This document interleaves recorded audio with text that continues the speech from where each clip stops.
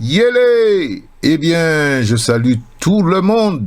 Mais quel que soit l'endroit où tu te trouves là, eh bien, je te salue, que tu te trouves, eh bien, aux Antilles, chez nous, ou que tu te trouves en Afrique, enfin, quel que soit là où tu te trouves au moment où tu écoutes cette émission.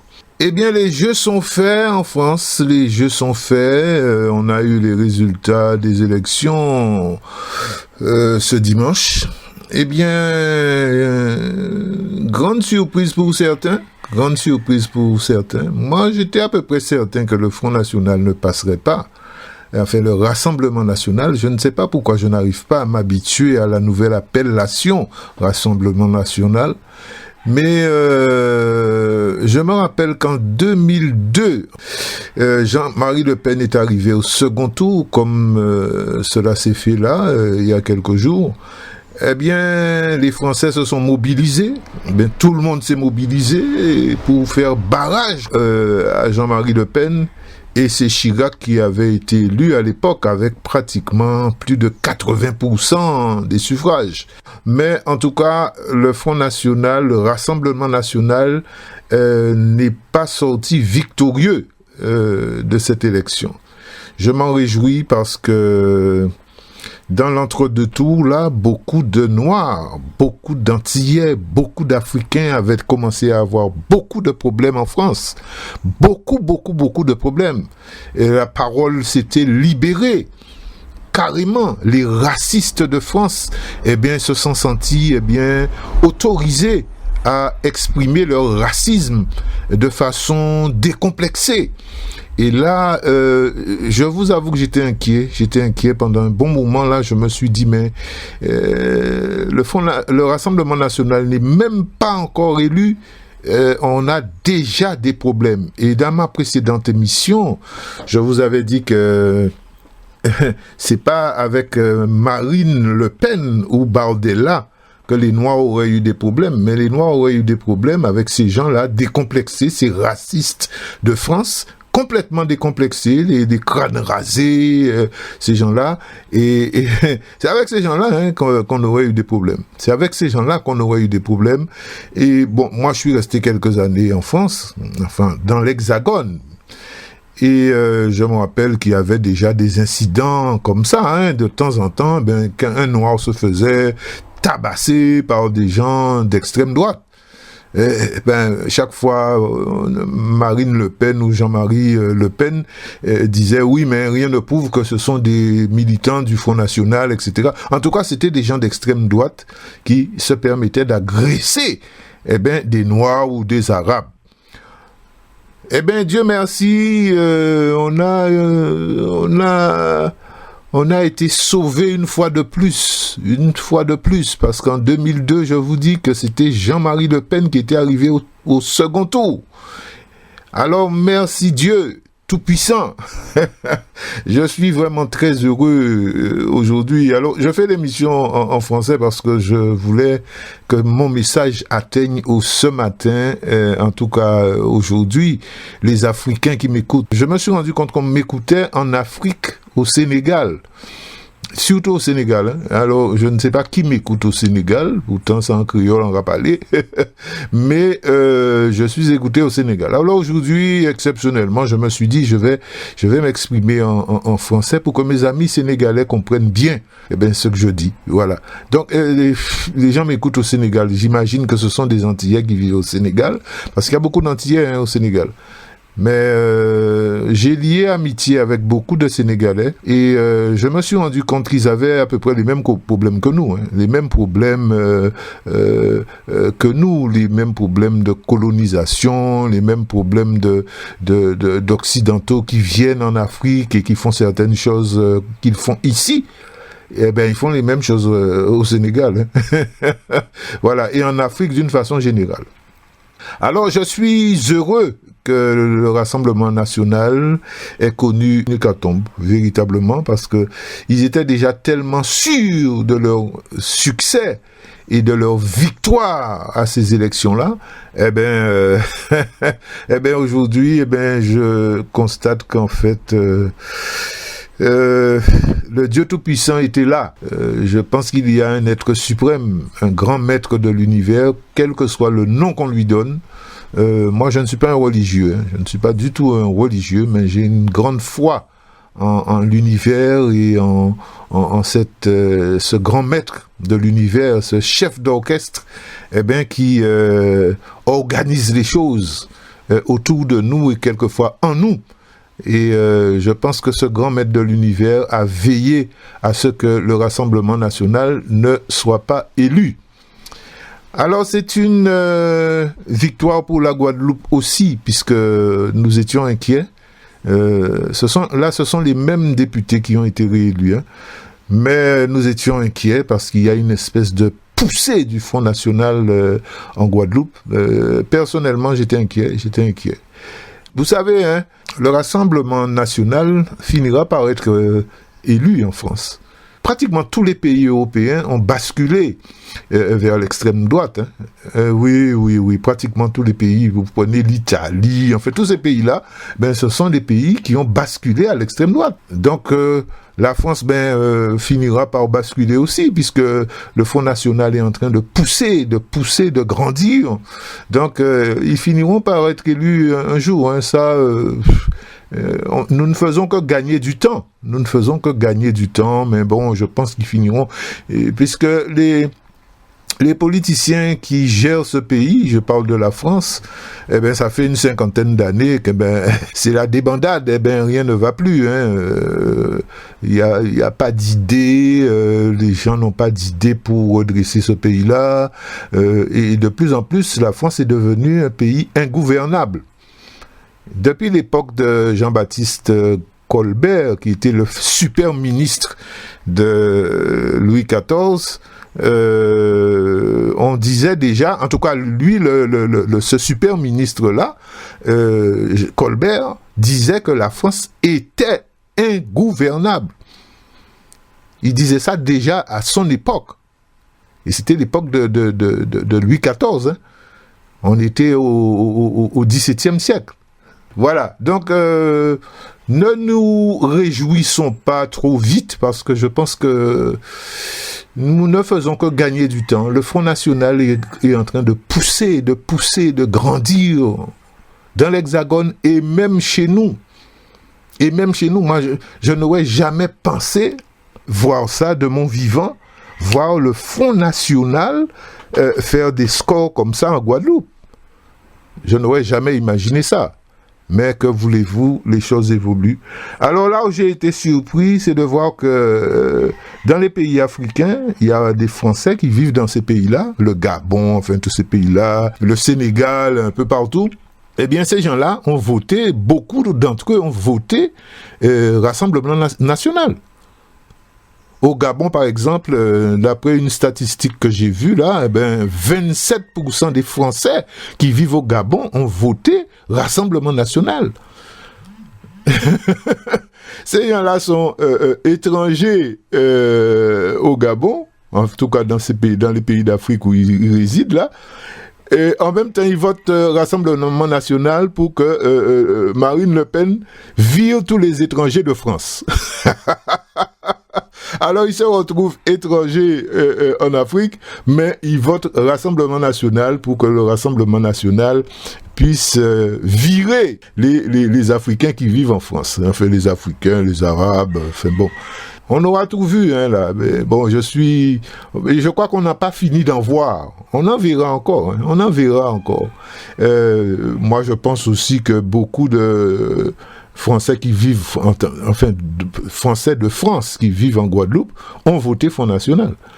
Dans ces statistiques que nous avons en faveur du Front National, je pense qu'il y a beaucoup de Français de l'Hexagone, comme on dit, les Français de souche qui vivent ici et qui ont voté Front National.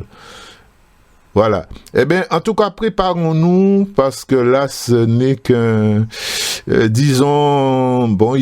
un échec pour le Rassemblement National, mais il faut qu'on se prépare à pire dans les années à venir. Hein. Bon, on a gagné quelques années, disons. On a gagné quelques années, mais je pense que ça va chauffer.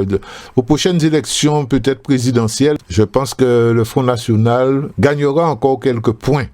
Ça, j'en suis persuadé. Je ne sais pas si aux prochaines élections présidentielles, c'est le Front National qui sera vainqueur, mais je pense que puisque c'est une tendance qui est en train de croître, hein, c'est une tendance qui est en train de gagner des points, je pense qu'il faudrait qu'on s'attende au pire. Voilà. Alors nous, en quoi cela nous concerne? Eh bien, nous sommes des Français. Nous sommes des Français. Quand j'en dis nous, je parle des Guadeloupéens, je parle aussi des Africains qui reçoivent des Français chez eux en Afrique. Il faut qu'on se prépare. Il faut qu'on se prépare à voir ces gens-là un jour devenir très arrogants parce que en France, ils auront gagné des élections. Ben, le jour où cela se fera, eh ben, on verra des crânes rasés, des militants du Front National ultra violents débarquer chez nous et nous dire de rentrer chez nous en Afrique. Le problème, c'est qu'ils vont en Afrique et ils font la même chose avec les Africains. Ouais, vous n'êtes pas chez vous, l'Afrique appartient à la France. Vous savez que le président Macron a appelé le président du Niger, le président actuel du Niger, et lui a dit, texto, hein, le Niger appartient à la France. En 2024. En 2024. Alors, ce sont des pays qui ont accédé à leur indépendance en 1960. Et nous avons un président français en 2024 qui se permet de dire à un président africain, voilà, votre pays appartient à la France. Alors, c'est dire qu'il n'y a aucune volonté de décoloniser réellement ces pays-là. Je pense que bon, il faut pas être naïf, hein. Faut pas être naïf. Ce sont des pays qui ont un sous-sol très riche. Ils ont toutes sortes de ressources qui intéressent les Occidentaux. En Occident, il n'y a rien, hein. Il n'y a rien, il n'y a absolument rien. Il fait froid, eh ben, ils n'ont pas grand-chose dans leur sous-sol. Eh ben, ce qui les intéresse dans les pays africains, c'est d'exploiter ces ressources-là. Il y a de l'or, il y a du cobalt, enfin, toutes sortes de ressources. Le sous-sol africain est extrêmement riche, extrêmement riche. Quand on me dit que l'Afrique, c'est bizarre parce que l'Afrique, c'est un continent qui est riche et pourtant les gens sont pauvres. Potentiellement, l'Afrique est riche, puisqu'il faut transformer ces ressources-là en argent, en richesse, en monnaie, si vous voulez, en pouvoir d'achat. Mais tant que ce sont des Occidentaux qui viennent piller eh ben, ces sous-sols-là, enfin ces ressources-là, et qui les transforment et qui viennent ensuite nous les vendre chez nous, en Afrique, un peu partout, eh ben, on n'a rien gagné. On n'a rien gagné. Le Niger fournissait l'uranium que la France utilisait en tout cas jusqu'à très récemment. Disons que la France se servait, voilà. C'était pas un partenariat gagnant-gagnant comme on dit. La France venait, se servait en uranium, produisait son électricité, alors qu'au Niger, il y avait très peu de gens avaient l'électricité. Jusqu'à présent d'ailleurs. C'est l'une des raisons qui ont fait que les Nigériens se sont réveillés un jour, ils ont dit la France doit quitter. La France doit quitter le Niger.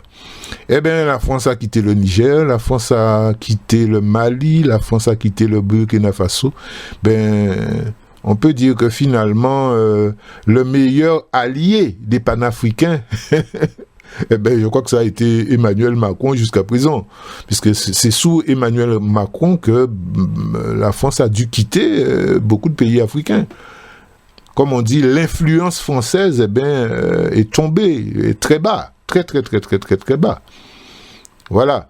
En tout cas, je souhaite bonne chance à tous ces pays-là qui veulent prendre leur destin en main. Voilà, alors pour en revenir à notre situation après ces élections, eh bien, nous devrions nous préparer parce que, comme je vous l'ai dit tout à l'heure, hein, beaucoup de Français des dom-tom, enfin des Antillais, des ressortissants africains, etc., ont eu beaucoup de problèmes ces derniers temps en France. On ordonnait aux gens de quitter officiellement la France. Alors si le Rassemblement national avait gagné ces élections, je peux vous dire qu'on serait dans de beaux draps. Voilà. Alors ce que nous avons à faire, c'est nous préparer pour le jour où la France basculera à l'extrême droite. Cela se fera. J'en suis persuadé, puisque tous les pays européens sont en train de basculer à l'extrême droite. Voilà, ils veulent plus qu'il y ait d'étrangers chez eux, alors qu'ils vont s'installer chez les gens. Quand tu dis que tu ne veux pas voir je sais pas, moi, tu veux pas voir d'Algériens chez toi, mais il faut pas qu'il y ait de Français en Algérie. Ben, par exemple. Ben oui, voilà. Eh bien, cet audio ce matin, c'était plutôt pour exprimer ma joie d'avoir été témoin de l'échec du Rassemblement national une seconde fois au deuxième tour. En 2002, c'était le père Le Pen, et là, c'est la fille Le Pen. Enfin, c'est la fille Le Pen. Bon, c'est Bardella officiellement qui dirige le Rassemblement national, mais vous savez bien que c'est Marine Le Pen qui est la grande patronne de cette organisation que beaucoup considèrent comme une organisation appartenant à la famille Le Pen. Donc Bardella, bon, il est là, mais il fait ce qu'on lui dit. En tout cas, c'est mon avis. Alors nous devrions nous préparer parce que un jour, cela se fera. Oui, cela se fera. Un jour, il y aura un gouvernement d'extrême droite en France. Et là, nous aurons des problèmes. Oui, nous aurons des problèmes. Alors, je sais bien qu'il y a des Antillais qui ne voient pas les choses de cette façon-là. Ils disent que, les précédents politiciens, les précédents dirigeants ont échoué, donc il faut essayer le Front National, le Rassemblement National. Mais c'est un essai qui risque de nous coûter extrêmement cher. Je parle des Antillais. Je parle des Antillais ou des Africains qui votent, en tout cas en France. Ça risque de nous coûter extrêmement cher. Comme disaient nos anciens en Guadeloupe, la sauce va nous coûter plus cher que la viande elle-même. Sauce là qui coûtait au pichet qui vient de là. C'est comme ça qu'on disait ça. La sauce risque de nous coûter en tout cas, plus cher que la viande elle-même. Voilà. Eh bien, merci d'avoir écouté cet audio-là. Eh bien, je suis content. Je ne sais pas pour vous, mais je suis très content. Je ne suis pas naïf non plus, je ne pense pas que Mélenchon, si c'est Mélenchon, bon, on ne sait pas encore qui sera le Premier ministre, hein, mais un Premier ministre du Front populaire là, de l'organisation de Mélenchon, enfin quelqu'un de gauche ne réglera pas forcément les problèmes de la France, hein. Ouais. Moi, j'ai entendu un peu les quelques mesures que Mélenchon a annoncées au cas où il serait Premier ministre ou quelqu'un de son entourage, de sa famille politique, comme on dit. Ben moi, je ne pense pas que ce soit réaliste non plus. C'est du n'importe quoi. Le SMIC va passer à 1600 €, tout sera gratuit. Bon, moi, je ne crois pas à ces choses-là. On va taxer les riches, les riches ils partiront, c'est tout. Non, moi je n'y crois pas non plus. Bon, c'est pour ça que ça m'amène à penser que aux prochaines élections, on risque de voir le Rassemblement national au pouvoir en France. Préparons-nous, recommençons à être solidaires comme nos parents étaient très solidaires autrefois. Les coups de main, je me souviens des coups de main. Les coups de main, c'était une culture de notre pays. eh bien, on se mettait ensemble pour faire un travail donné. Chez celui-là, le dimanche d'après, c'était dans les champs de celui-là, le dimanche d'après, c'était souvent le dimanche, eh ben, on allait construire la maison d'un tel, bon, c'était ça, ben, je pense qu'il faut qu'on retrouve cette solidarité-là. Ouais, il faut qu'on retrouve cette solidarité-là. Et puis, beaucoup de gens nous font comprendre que, bon, nous vivons trop sur le passé, tout ça, mais les pays qui réussissent véritablement, les grandes puissances qui réussissent, ce sont des gens qui ne renient pas leur passé, ce sont des gens qui ont un passé dont ils font un culte, carrément. En France, on vous parle de Napoléon, de Clovis, de Vercingétorix, on nous pourrit la vie avec ça. Et nous, quand nous parlons de Toussaint Louverture, bon, on nous dit, voilà, de Delgrès et tout ça, on nous dit, bon, ben, ça c'est le passé, on n'a pas à rester sur ça. Voilà, eh ben, c'était juste un coucou, hein, c'était un clin d'œil. Dans une prochaine émission, ben, je pense que je parlerai un peu plus je développerai un peu plus. Voilà. Eh ben, passez une bonne journée, passez une bonne semaine. Et puis, dans 2-3 jours, je vais publier une nouvelle vidéo. Voilà. Eh ben, prenez bien soin de vous et puis à bientôt.